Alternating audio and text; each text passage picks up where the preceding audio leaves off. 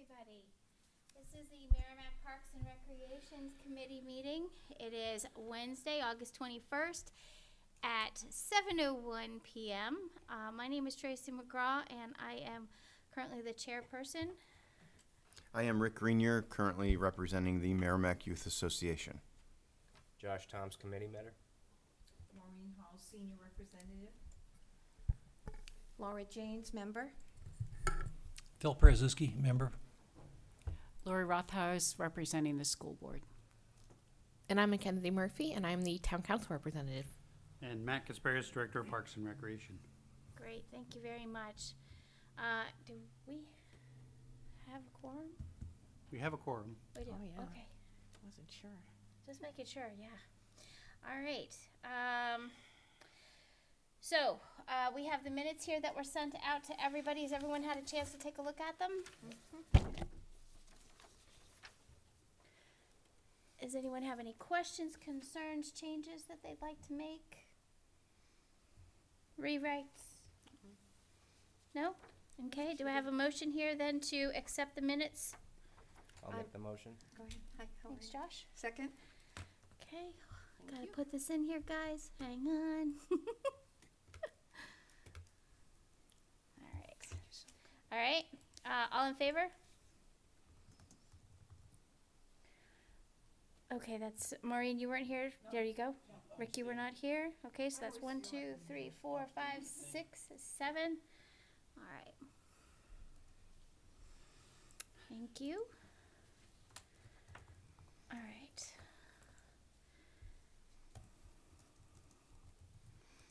Okay, perfect. All right, so we have old business here first, and it starts with, where's it? Did I go in here? The dog park. Heather's not here to give us any kind of updates. Between the weather that we've had, things have been pretty wet out there, but we do need to do a fall cleanup to get ready for winter time and possibly talk about anything else that needs to be done. That much I do know about. Standard, please bring water for your dogs. We're not saving jugs there anymore. Take your jugs home, refill them, bring them back. If you don't want to take them home and refill them and bring them back, throw them in the dumpster. Please do not leave empty jugs there. Please remove broken toys if you see them. Other than that, I think it looks like Matt might have something to say. I do. I actually am meeting with a Boy Scout next week who's tentatively going to be proposing a shade structure for the dog park. So it's something that's been on our kind of wish list for a while. Like I said, I haven't talked about specifics yet with them. We're meeting next week, so hopefully we'll have for the September meeting a scout project to review. Is this going to be an Eagle Scout project or just a okay, perfect. That's fantastic. Yeah, please keep us posted on that. That'd be nice to have that set up before the summer hits again. Right. All right. The dog park balance, of course, is $497.34. This is less than what we need to have if we want to get a full load of the playground chips that we usually get every year. So we need to start considering, and I know that Heather was working on some ideas. We need to start considering some fundraising type projects for dog food or for the dog park and to get that stuff. One thing Matt brought up to me a couple of weeks ago was that Tim Beavis, thank you very much, Tim, for your offer. Tim Beavis offered to hand out free homemade dog biscuits at the dog park. It's a wonderful idea. It is a kind and gracious idea. The problem is that means dogs will have dog food in the dog park, which can cause food aggression. And so, however, Tim, if you're listening, which I'm not sure if you are, but if you are, it might not be a bad idea to use something like that for a fundraiser. There you go. And that way Tim can get his name out because he's the guy, he's a senior in high school this year, but he owns a business that literally picks up dog poop, and you can hire him to come to your yard. Wow.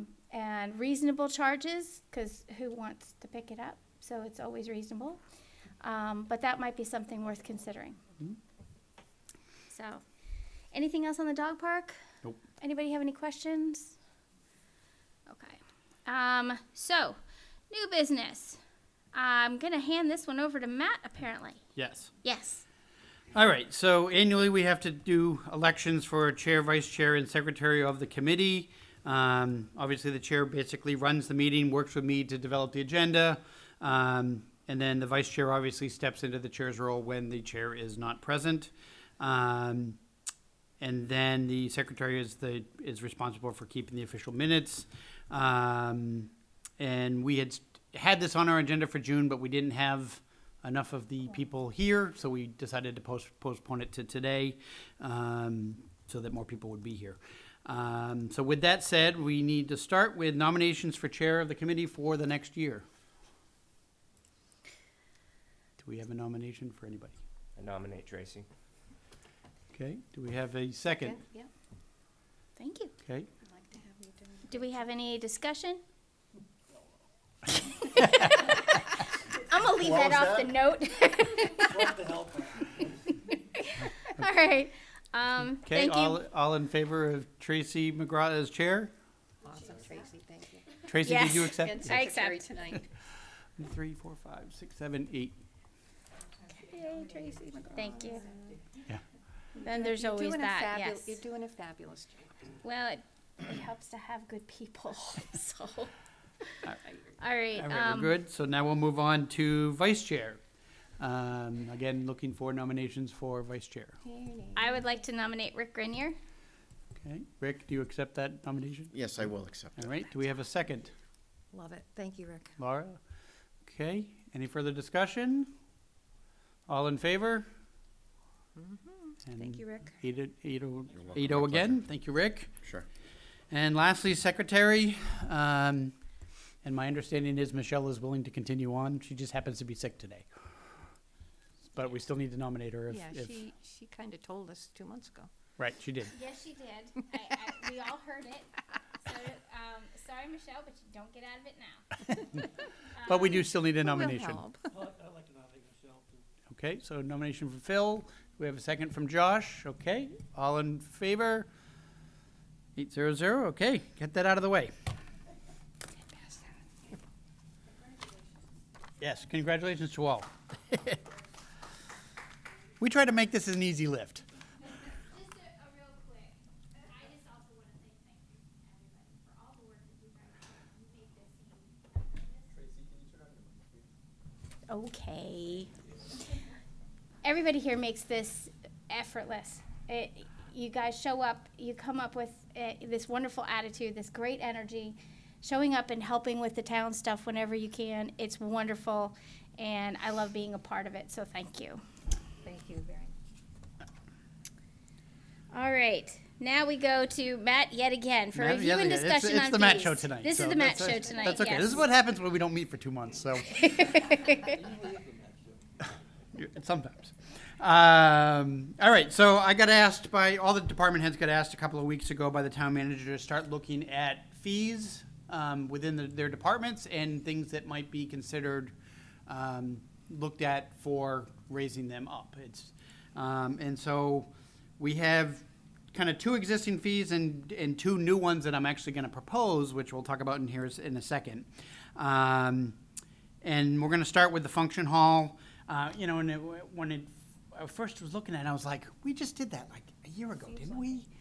And I had to go back and I'm digging through all the minutes, and it was 4 years ago that we actually last changed the fees for the function hall.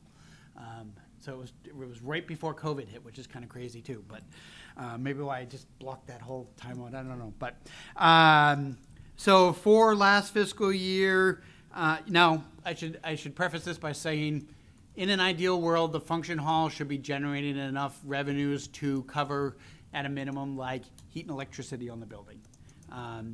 We're getting close to that number. We're not quite there, obviously, partially because electricity has gone up so much in recent years, but we've done better than we were doing 4 years ago, certainly. For this last fiscal year, we generated $8,669.01 after credit card fees, so it was probably about a little over $9,000 in rentals last year. But we take credit cards, so obviously we have to subtract those fees, which is about $2,000 higher than we were when we started, but when we first started renting out the hall back in 2017. So, you know, we were back at like $6,000 back then. Now we're 8, almost 9 now. So we're getting there. Ideally, we'd like to be about $10,000 a year. Currently, our pricing structure, and I'm going to hand some stuff here. Actually, let me hand this out before I keep talking. Pass those down.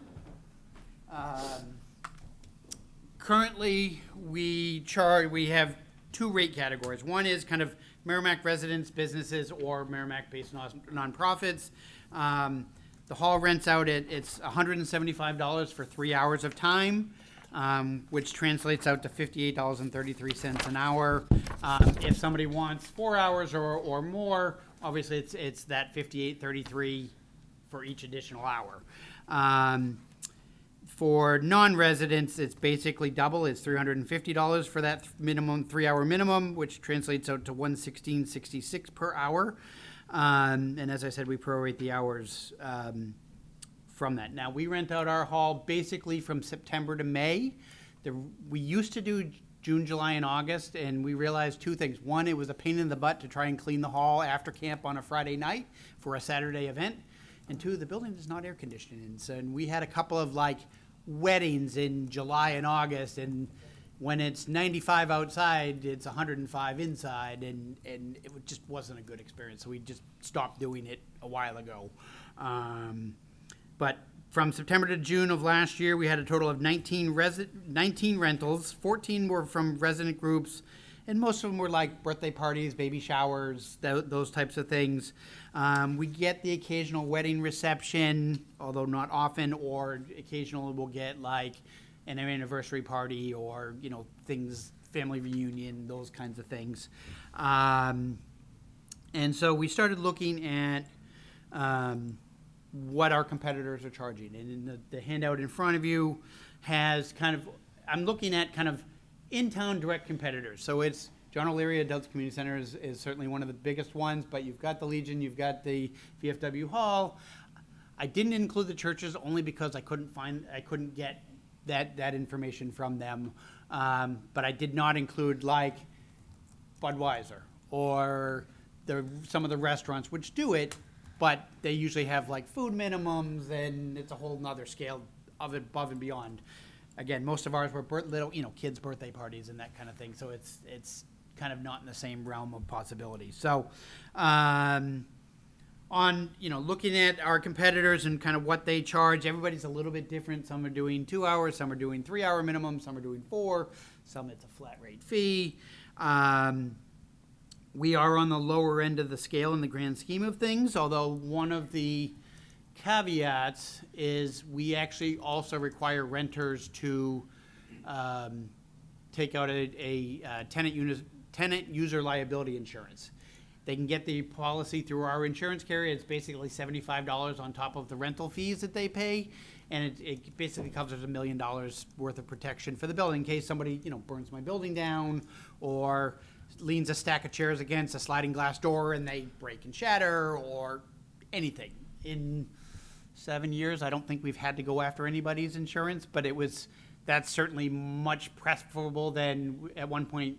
A lot of places will take like a $500 or $1,000 security deposit, turn around and return it. And it's like, it's just more paperwork and kind of a hassle to send refund checks back and, you know, whatnot. So, so we've done the insurance and that works out pretty well. This past year, our average rental time is 4.4 hours, which is up from just under, it was little under 4 hours when we last looked at this in 2020. So people are staying longer for events, but they also want more time for setup and breakdown. So if they're renting for that 3-hour minimum, we unlock the door at 11 o'clock for an 11 o'clock party, and we kick them out the door at 2 o'clock. And one of the things we've found over the years is that if we don't do that, then they kind of, like I can remember one 2 years ago, whereas like I was at some other event here in town and I said, okay, your party ends at 5, I'll be back at like 5:20. And so you should be you should be out of the building, just shut the door and, you know, I'll be back to turn off the lights and all that. I come back at 5:25, they hadn't even started packing up. You know, it's like you know, whatever. So we also, at one point, were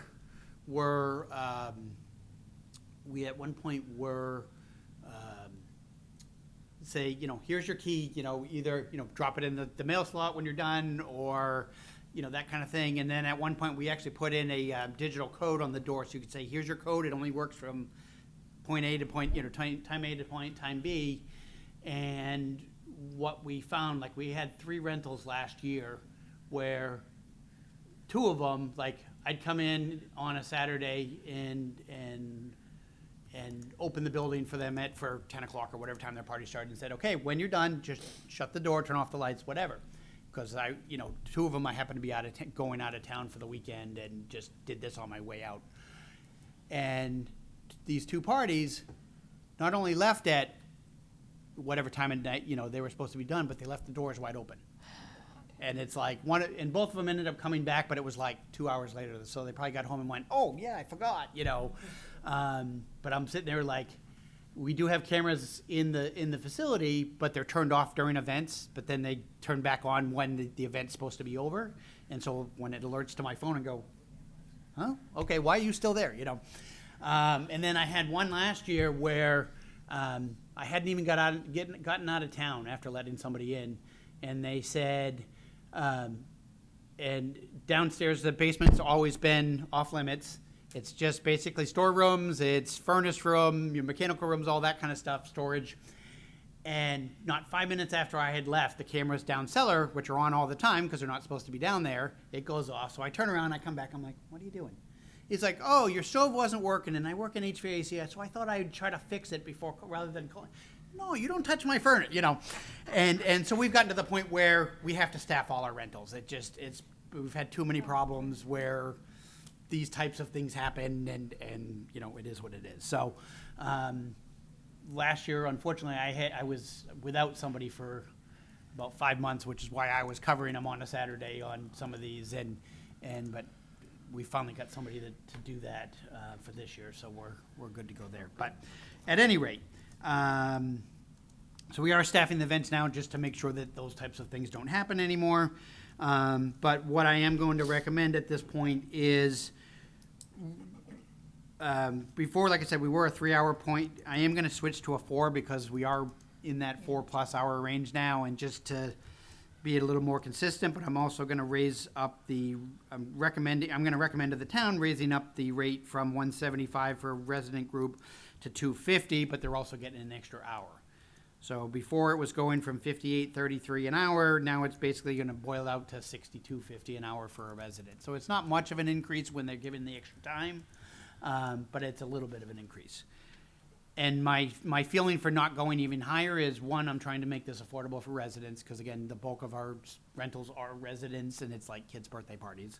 But 2, like I said, it's just it's less work for us if they just say, okay, I'm going to just do 4 hours, and they don't actually really need that extra time.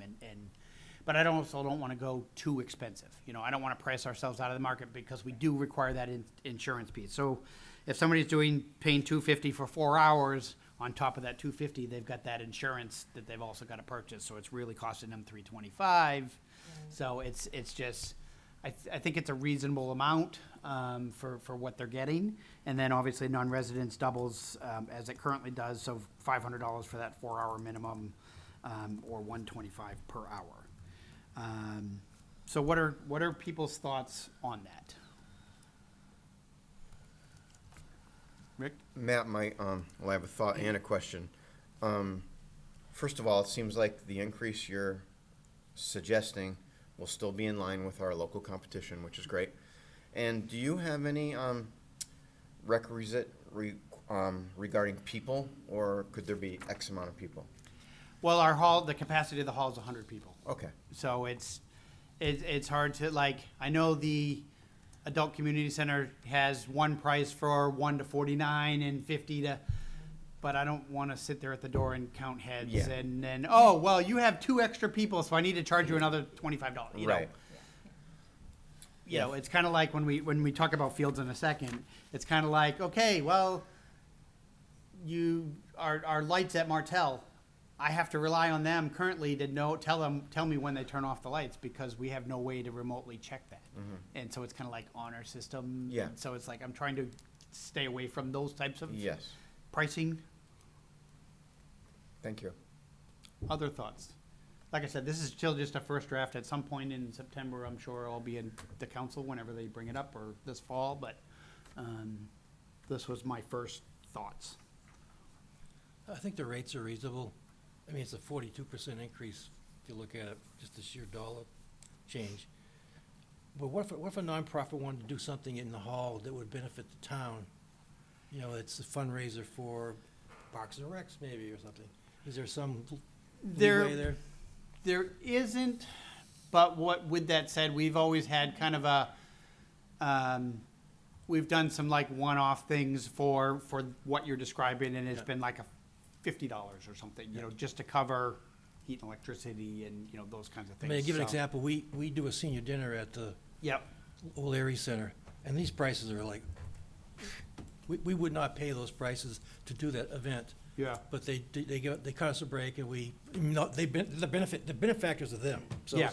we're not doing this to make money to go somewhere else. So it makes sense that they would be willing to yeah. charge us a $50 fee for the janitor or the lockup lady that comes in. And we've done, and that's basically, we've done that kind of, like I said, for kind of the nonprofits in town that we've done that for. If I recall, Matt, you did that for the Merrimack School District for a wellness event that we held there a few years back. Yep.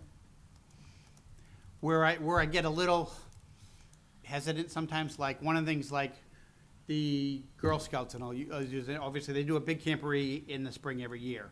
And then we started getting individual troops, like Boy Scout troops. It's like, oh, well, I want to do an overnight camporee in the park. Now I'm up to 6 or 7 troops or packs in town, and they all want to do it. And it's like, so I've kind of had to I've gotten to the point where it's like every individual pack and den in town wants to do it, and it's like I can't give away all my weekends for free because we still need to generate revenue. So I've gotten to the point where we've said to them, it's like, okay, 1 per troop, not 1 for each individual den or pack or, you know, whatever. Just because I can't give away all my Friday nights and Saturdays, because that's where we make all our money. And the other thing I'll mention is we used to have a different price for kind of weeknights, and it was cheaper. Now that we're doing the after-school program, which runs till 6 o'clock, it's really hard to do weeknight stuff anymore, because by the time we get after school cleaned up and then set, you know, somebody can't come in until maybe 7 and they have to be open at 11, and it's almost not worth it anymore. So it's really, we're looking at kind of like Friday night, Saturday, and Sunday, really. Okay. Any other questions? All right, Matt. Athletic Okay. fields. All right, and I don't have full, I'm going to preface this by saying I don't have full details yet on this. I'm in the middle of athletic field rental fees were last updated in 2021, so 3 years ago. I'm currently, I just sent out a survey to my counterparts around the state and what everybody's charging, but we're all kind of still in camp mode, or those that ended last week are on vacation, or so it's going to be a couple of weeks before I have any kind of hard data. But here's where we are right now. Right now, there's kind of 3 fee structures, and I don't think I made copies for you of this, but we'll end up talking about this more once I have my data. But up to 4 hours of a field rental is $50 for a resident group, $75 for a non-resident. Up to 8 hours is $75 or $100 for non-resident. Up to 12 hours is $100 for a resident and $150 for a non-resident. And then beyond that, we also charge a $25 per hour surcharge if they're using the lights at Martell for the electricity. The challenge, as I mentioned earlier, with the lights at Martell is we're kind of reliant on them to say, oh yeah, I turned those lights off at 9 o'clock, because I have no way to know, because it's an old system, it's not computerized. At some point, whenever we eventually replace the lights at Martell, which we'll need at some point, that's one of the upgrades we'll need to do too, is just so that we can actually track some of those and control lights remotely, so they don't get left on in the rain or, you know, those kinds of things. But honestly, right now, like if somebody books it and says, I might be there till 8, but it could be 9 or 10, honestly, I'm looking at the sunset calendar for, okay, this week you're out, it sunsets at 8 o'clock, this week it's at 8:15, and then trying to figure out, and so it's a pain in the butt, honestly. So that's something I want to change when we get there, and again, we'll probably look at this in September. Last year, in field rentals, we brought in a little over $14,000 in rental fees, which is mostly kind of teen and adult softball leagues. It's New Hampshire USSA softball, it's New Hampshire Sportsplex, it's what's the other one? New Hampshire Sport and Social Group. Those are kind of the three main ones. But obviously between MYA and the other in-town leagues, Merrimack men's softball, you know, all those leagues, in-town leagues, are free. They don't pay anything. And so once all those get scheduled in first, there's really not a lot to rent out anyway. It's mostly Martell and Twardowski, which adult softball gets priority use on anyway.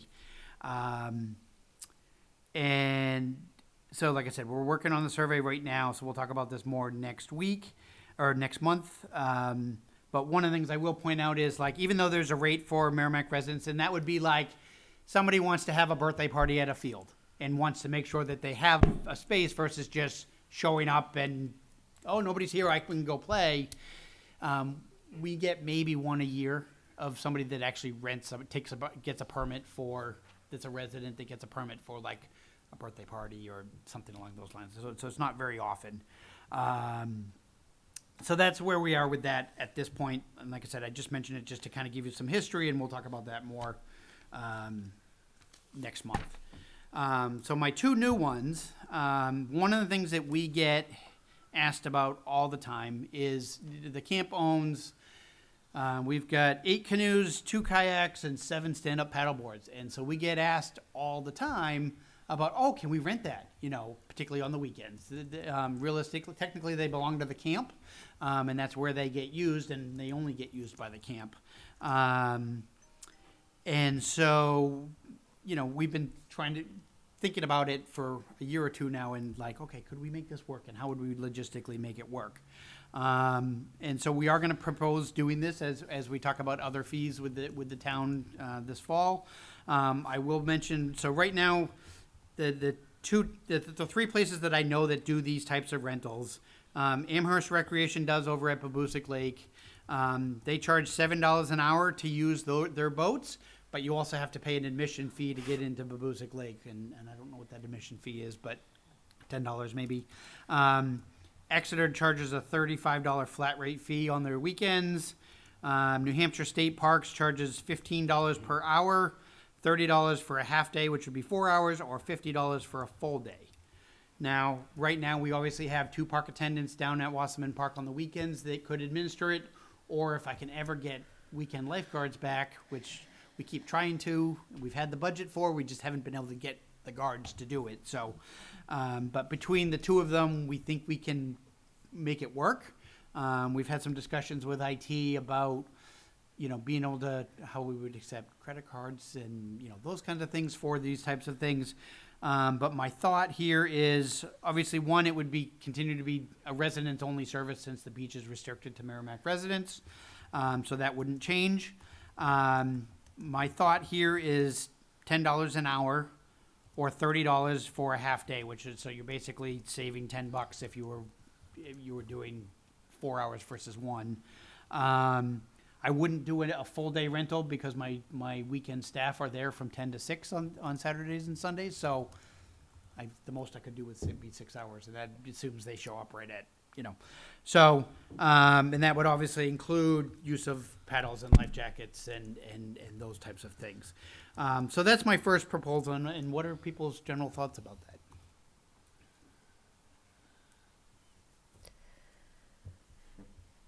How many requests have you been getting? It's 2, 3, 4, 5 a week, all And these summer are- long, and it's been for a couple of years now. and these requests coming from local residents, or are they coming from outside of Nope, Merrimack? they're all coming from residents. They're asking the staff directly, they're asking the guards, they're asking the park attendants. And so it's like, the boats are sitting there. Why not? If we can manage it, if we can administer it, and maybe that generates a little bit of revenue towards buying more boats down the road, you know? Like we've just started, probably 2 years ago, I think it was when we first started buying paddle boards. And there's obviously a big demand for that, so, you know, buying more kayaks and paddle boards and those kinds of things, so it could be potentially a self-feeding thing if there's a lot of interest in it. But like I said, we get requests pretty much every single week from multiple people. I think it's a good idea if you can figure out a way to manage it, and Yeah. seems like the funds part of it is the trickiest part to me. Yeah, But it's doable, I think. yeah, I think so. Are these going to be covered underneath the town's liability? I mean, if something happens to one of these boats, somebody crashes into something and they want to blame Yeah, the there town would for be it?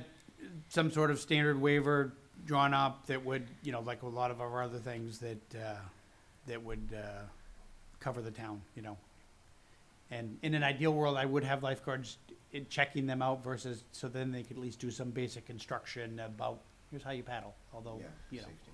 Was that your question, Laurie? Or was it if they damage the items?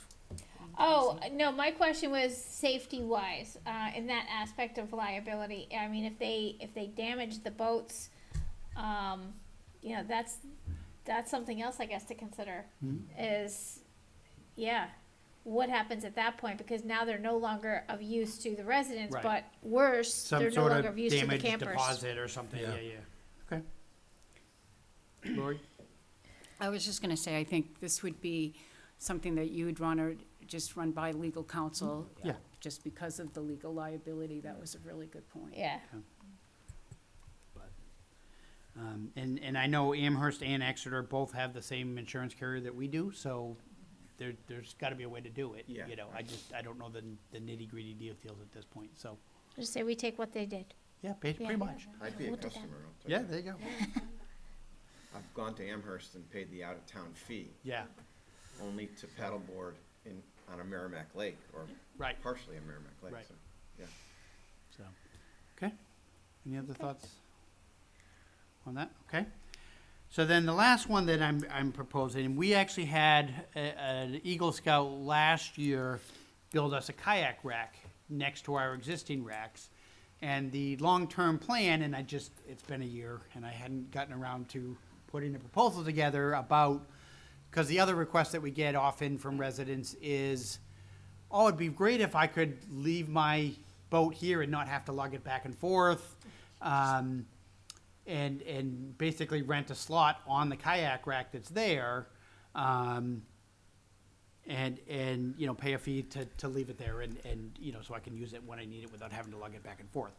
I actually did this when I worked in Manchester by the Sea. We actually had, I think we had 7 racks around town at various access points to water, with something like a 3-year waiting list. And they pay, you know, $100 a year. You get a sticker just like you would like a boat, and you're okay. You're assigned slot number 3 on rack number 1, and that's your slot. You know, you're responsible for chaining it to the kayak rack to the post. You know, again, it's something like I said. I did it in Manchester by the Sea. Amherst also does it currently. We have, I believe, right now we have 12 or 14 slots that we could potentially do as a start, like a pilot program, and see how it goes. But potentially there are other, you could do Veterans Park, you could do Horseshoe Pond, you know, there could be a couple of different options there. You know, and like I said, part of the liability piece of that would be you're responsible for securing it. We're not responsible if somebody cuts your lock off, and you know, those kinds of things. And so similar to Amherst, I'm thinking kind of $100 a year. Again, it's something we do get asked about pretty regularly. Just, you know, especially if you've got a canoe, and you know, some of those canoes can be fairly heavy. you know, it's a way, again, it's a way to provide a service for residents. Would it, adding a deadline too of removing it at the end of a season? Yep. It'd be almost like the community garden in a sense. Okay, you can start putting here's your 2025 sticker. You can start putting it in the rack on April 1st, and you got to take it out by October 1st or whatever, you know, whatever the date is that we come, but something along those lines. Okay. Any thoughts or feedback or? I think you've got keep going there, Matt, with all these Yeah. great ideas, but, These little things could add up. to Yeah. yeah, a few and, bucks. and Natticook is a perfect lake to do all these things Right. on. And how many canoes and kayaks do you have right now?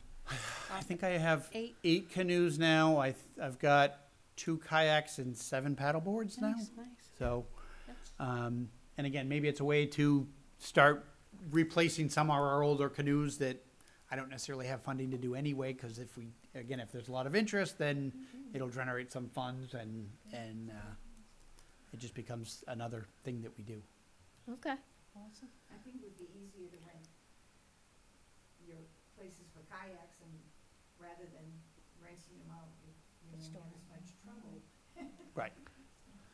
I mean, and I will say with the boat rental, we've never, in my 11 years, we've never had any problems with any of our boats being vandalized or stolen or any of that, you know, and some of those canoes are fairly, you know, they're old, you know, aluminum canoes, they're fairly heavy, but nobody's cut them off, nobody's cut holes in them or anything like that. So, again, it's an idea. So that's what I got on fees at this point. Hey, look, Matt, director's report. Hey, right. Director's report. All right. You thought I was kidding. You know, it's been a summer. We've got 47 hours left in the summer, and you know, in a normal year we might have 2 or 3 fires to put out over the course of 9 weeks. This year I think I'm on about 14. It's like every 2 or 3 days it's just something. From a parent and camper's perspective, it was a great year. We were, it was hot early, you know, but we didn't have rain like every day like we did last summer. Camp enrollment ended up slightly higher than last year. Last year we had 1,304 registrations to finish the summer. This year we're at 1,319, so just slightly ahead. And we could have taken more if I had this particular week. I'm down about 12 staff this week for the last week of camp, and so we had to restrict our enrollment the last week. It was like, oh, you know, but anyway, Camp Natticook ended the year 94% capacity for the summer. Our Camp Trek, which is our teen camp, was at 85%, which I find interesting because last year we had sold out the entire summer.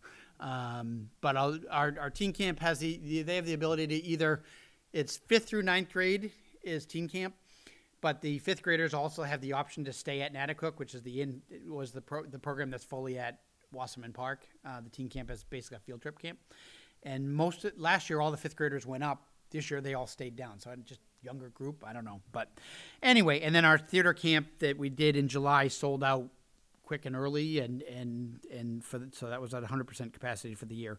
But we had a lot of behind the scenes challenges. So 3 broken lines. Water lines. I had another one today. One of our freezers died. I had our walk-in fridge freezer, which actually came out of the old dining hall, had to be called in. We had to call the service company in twice this summer because it wasn't holding temperature. We've had some park vandalism, including somebody that this is my favorite, somebody brought a fire extinguisher to the park, wasn't one of ours, went to the porta potty down by the beach, and let loose the fire extinguisher inside the porta potty. So of course now you got to take the whole porta potty out and replace it because you can't clean those. And when it happened, when we found it, like we're looking around like, where did they get this? Like we're looking in now all of our buildings that have fire extinguishers, like it's not here. And somebody brought it to the park, We actually found it in the woods. It wasn't our brand, but it's like, although I heard Camp Sargent got vandalized too earlier this summer, and maybe it was one of theirs. I don't know, but we had park vandalism. We did have to let one employee go this summer. I also had 2 quit on me midsummer for different reasons. One was a family emergency, and one somebody moved unexpectedly, I guess. I don't know. We had lice. We had a couple of staff with out with COVID. So, you know, it was just every 2 or 3 days, it was just exhausting, you know. I mean, again, fortunately, the parents and the campers didn't see that side of things. So it's just, for them, it was a great summer. And so I'm tired. But like I said, we got about 47 hours to go till 6:01 p.m. on Friday night. So I'm looking forward to vacation. Let's see, 6:02 on Friday. What are we all going to be doing? Taking Matt out for Right. a celebration? So the biggest news with all of this is Hannah, who's our camp and after school director, is leaving us. So one of the other things we had to do this summer was to put out a recruitment to find her replacement, which we did, which I'll get to in a second. But Hannah's leaving to join the Air Force, so excuse me. So we wish her well in that, but she's with us for another month. We got till she'll be here to September 18th. We did, like I said, we did start the recruitment process a couple of weeks ago. We got a couple of really good candidates, and selected a woman from who grew up working at the Wise in Massachusetts. So had been started as a camp counselor as a kid, worked her way up to camp director, has been a lifeguard, has run after school programs, so has done everything we need. So she is scheduled to start September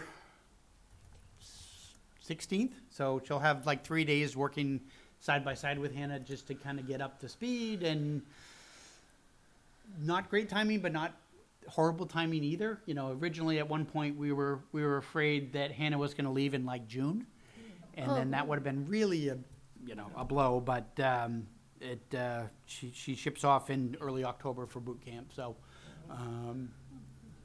so that's fun. Summer concerts have been going well, except for tonight. Because, at 5 o'clock, it's blue skies and 5% chance of rain at 5 o'clock. And at 6:30, it downpoured, But we still had 150 people there tonight, but we've been averaging 240 a night, which is up from about 195 last year. So we're definitely getting bigger. And we have Franklin Savings Bank as a sponsor this year, and so they've been there every week giving out free popcorn and water and frisbees and Nerf balls and a whole bunch of other stuff. So we thank them for that. School starts next week, and so does our after-school program. So we start on Thursday with the first day of school. We're up to 30 children registered in the program at this point, which is, I think we were averaging about 22 last year. Not all of them are 5 days a week, but that's okay. So we're like 25, 26, 27 a day right now. And hopefully we'll pick up a few more between now and then. But this year we are serving both Thornton's Ferry and Mastrocola. And the way we're able to do this is we have one bus. It works out that the school bus that serves us has a route at the high school, and his next stop is Mastrocola, so we end up driving, right now, Hannah over to Mastrocola at 2:30 every day. She gets on the bus, picks up those Mastrocola kids, they drive to Thornton's Ferry, pick up Thornton's Ferry kids, and then come back to Wasserman Park to run the program. We have not yet gotten to the point where we can cover Reed's Ferry. It's something we're hoping for. We can't get all 3 schools because the kids have to be picked up by 3:10. And we could just never get from one side of town to the other in that time frame. So, and it costs us $36,000 a year for the bus. So it works out. It's nicely that we can get 2 schools out of it, but 3 is just I'd need another 30 kids or 25 kids to get to Reed's Ferry. So we're not there yet, but hope maybe someday. But anybody listening at home, again, we do still have spaces for this year. We will be at the parent open house at Dorton's Ferry on Wednesday next week at 2:00. So come say hi to Hannah and the staff. And then lastly, just as a look ahead for one of the things we're going to do in September, and we'll talk about this more then, is annual park reviews. And essentially we kind of assign everybody to go look at our parks in town. And sometimes, you know, and there are some parks in town, honestly, like Depot Street Boat Ramp. I might get to twice a year, and I just don't have the time to get there. So at least once a year, we'd like independent views to just look at stuff and are there things we're missing? Are there vandalism? Are there, usually we're kind of responding if we get calls from the public to those types of things, but it's always good to be more proactive. Or is there maintenance issues? Are there park improvements we could make? Are there vandalism? Those kinds of things. But again, we'll talk about that more in September. And that's all I got. All right. Matt? Yes, Phil. Just curious, how did the paddleball tournament work out on Saturday? Yes. So, pickleball tournament this past week, which we got some sponsorship money from the Lions Club, and we thank them very much for that. I knew there was something else I had. We ended up with, this was last Saturday, and we ended up with 44 participants in the program. It was 6 hours on Saturday. 3 hours was our beginner tournament, and then another 3 hours for our intermediate level tournament they did. Each person in the tournament got between 6 and 7 games. And then obviously they had prizes and that kind of stuff. So it was a nice little event, and so again we thank the Lions Club for that. And I was going to talk to you about that after anyway. Nice event. Pickleball is crazy. It's any given day of the week. There's 40 or 50 people at 9:30 in the morning, and then again at like 5:30 at night, every day. So we did over the last year. So there's 7 tennis courts at Wasserman Park, and we actually striped all 7 of them for pickleball courts. So it's a different color. It's a blue line instead of the standard tennis court line, and because the dimensions are smaller for pickleball. But you can fit 2 pickleball courts on every tennis court. So there's 14 pickleball courts down there, and we have portable nets that can be dragged into place. And we had gotten a donation earlier in the summer from a local resident that actually bought, I think we got 19 pickleball nets. So we have a supply now for when the old ones wear out and break or get vandalized, that we can pull them right out and replace them right away. So. Wow. So will we do it again next year? Oh, absolutely. We might even do it again in the fall. I'm not sure yet, but I got to get through this week, and then I can. 46 and a half. I was going to say, we got to be under 47 by now, right? Matt, excuse me. I don't know what your involvement was, but I thought it's worth mentioning the new walkway at Watson Park. Yes. And I had a chance to take a brief walk there, and I thought it was pretty cool, especially the part going over the wetlands. Yes. So Yep. thank you if you had anything to do with that. Indirectly. It's so as Rick alluded to, there's a new path that goes from Watson Park up along the river, up basically to Wildcat Falls, although there is also a trail that goes over to the high school, I believe. It's in a soft opening right now. There's still some punch list stuff that the contractor has to fix, railings and some signage, and we've been talking to conservation. There's some right in the middle of that pathway right now. There's some, it's not entirely clear where to go, and so there's supposed to be a opening at some point in September, like an official grand opening, ribbon cutting kind of thing. I don't have the date yet. They haven't said it. Like I said, it's just some punch list stuff they want to finish first, but I will let you know when that comes up. But yeah, it should be a nice connection. We should all take a walk Absolutely. from Watson down to Wildcat Falls and then Right. go play pickleball. There we go. I don't even know what pickleball is yet, so I just keep hearing about it. Table tennis and badminton, almost. Okay. Go look it up. Google it. It's loud. It can be loud, but the nice thing about Wasserman Park is obviously there's no immediate houses in the area, so we're not disturbing anybody. Other towns have big issues when those parks are in neighborhoods that, with houses around them. You know, like, I'm not sure Watson Park with those houses right next to the park would be a good spot to add that because of that reason, you know, but it is what it is, so. Okay.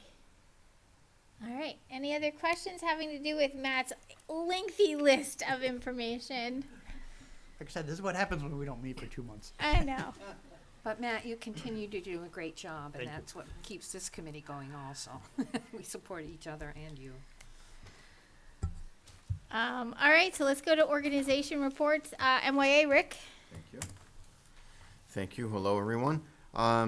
So it's a quiet time, relatively speaking, at MYA. However, our fall sports are going to kick off next week, actually. So I'm happy to report that there are about 900 children registered to play fall sports, and registrations are still open for softball and for soccer. So that number could go up slightly. But the bulk of that are soccer players. There's about 600 of them ready to take the fields starting next week. I need to say thank you, as always, to our Department of Public Works as they're getting everything ready and continue to do every season. Every time we transition to spring or fall, they're pretty busy. And I think it goes unnoticed by a lot of people that might not realize that. And of course to Elbit Systems and Gitenge for donating their field space, and a new corporate sponsor, Fimble Garage Door, who made a significant donation recently and intends to do so on an annual basis. So obviously we thank them. Fantastic. Is it Fimble Door, Fimble Garage Door? Fimble Garage, I believe. Okay. Just want to make sure I get that right. All right. Maureen. Senior Citizens Club, please. Well, the seniors have been busy all summer. We don't quit. And keeping. Mike, What did I? is your microphone on? Yeah.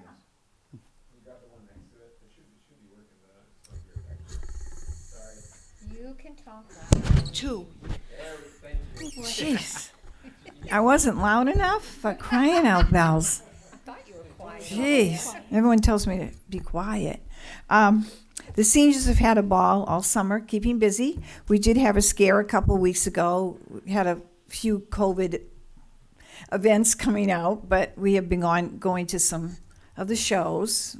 So I think we're all right now. Everyone's really being careful. So we're having a ice cream social this Monday. Everybody's bringing toppings and stuff for ice cream. I'd rather have a root beer float, but that's okay. And then we're having sign-ups for Kenny Rogers and Dolly Parton for Christmas. So, and I'm also going to the Windham Castle one. We didn't have maybe 4 people sign up for that because they have another show going. What's the other direction, I guess? But went to the Windham Castle 2 weeks ago. It was excellent for a show. It was called Corvette Doo-Wop, and it was excellent. It was really fun. Don't laugh. It was fun. And I don't play pickleball yet, but I like everybody to come and join us. We have Mahjong on Wednesdays and Scrabble and all kinds of things. So if you drop in and see what's going on, thank you very much. Maureen, I got a question for you. Where's the Kenny Rogers Dolly Parton concert going to be? It's going to be Christmas time, December. But where? Did you have to ask me that? I don't know. Of course I did. Matt knows. He signed. I'll have to look it up. I don't know off the top of my head. It's not. It's at the big place. I call it. Isn't Oh, it? good. Danversport or one of Yeah, those? to me, I think that's usually where it is. The big shows. Where was that? I think it's Danversport in Mass. Oh, okay. Good job. Okay. Good times. Some of us would like to know. Go. Everybody can go. All right. School board, Naomi. So I feel like we're always talking about test scores, but in July, our state assessments for all area came out. Our assistant superintendent, Amy Doyle, did a full presentation, Merrimack improved or made progress in every subgroup. On the elementary levels, we were at state average or above in every area and national averages. So our projections keep going up, which is wonderful. We were, as a school board, very excited about those results, and we look forward to now, our concentration last year was really literacy, doing the same thing with math, like really trying to fill those math gaps. Okay, fantastic. The school board's been working with the Planning and Building Committee due to the critical need of a new superintendent's building. And we finally got the fire marshal's report, which is available online. I can say that one of the things that really stood out to me is that those buildings should have never been utilized as an SAU and a special education office. They were never approved. It just kind of happened, and then we just kept it that way for years. So that's going to be a real focus of the board this fall. The girls varsity softball team will be playing at the American Legion. We did an MOU with them. In the past, the softball was on that field below. Grandparents couldn't get down there. It wasn't really an equitable field for girls.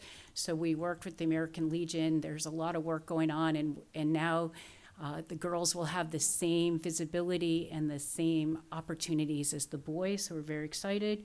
Good.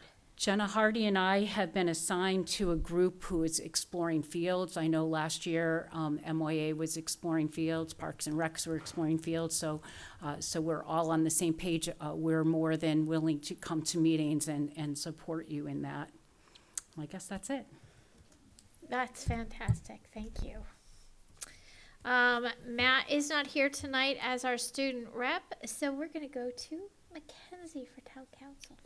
Thank you. The town council has been also slow over the summer. We've only met twice over the summer, so we'll start back with our regular meetings 2 times a month starting in a few weeks. Our next meeting is September 12th, but we just had our last meeting last week. Throughout that meeting, we did the yearly review with the zoning board. And then we also approved a $3,000 donation from the Merrimack Friends and Family that will go to the camp fund. So that will award the scholarships to students that aren't able to pay for it that would like to go to camp. So that is my town council update. That's wonderful. That's very nice. Thank you It was to very Merrimack sweet of Friends and them. Family. Okay. We have no public. Unless somebody's hiding in a chair or sleeping on a bench.